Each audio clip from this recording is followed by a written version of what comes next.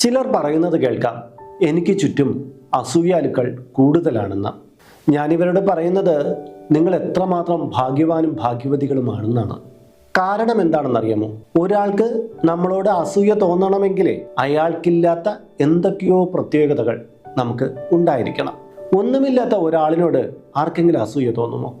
സത്യം പറഞ്ഞാൽ മറ്റുള്ളവരെ അസൂയപ്പെടുത്തുന്ന ഒരു ജീവിതം തന്നെയാണ് നാം ഓരോരുത്തരും കാഴ്ചവെക്കേണ്ടത്. അസൂയക്കാരുടെ എണ്ണം കൂട്ടുകയും വേണം.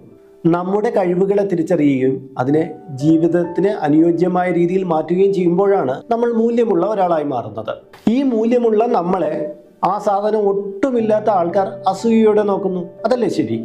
ശരിക്കും പറഞ്ഞാൽ നമ്മുടെ വിലയ്ക്ക് കിട്ടുന്ന റിവാർഡാണ് ഈ അസൂയ എന്ന് പറയുന്നത്. ഇനി നിങ്ങൾക്ക് അസൂയക്കാരൊന്നും വേണ്ട എങ്കിൽ നിങ്ങൾ ഒന്നും ചെയ്യാതിരുന്നാൽ മതി. തോന്നിയ പാടെ ഒരു മൂല്യമില്ലാതെ ജീവിച്ചാൽ ആർക്കെങ്കിലും നിങ്ങളോട് അസൂയ തോന്നുമോ? മറ്റുള്ളവരെ അസൂയപ്പെടുത്തണമെങ്കിൽ നമുക്കൊരു കഴിവ് വേണം.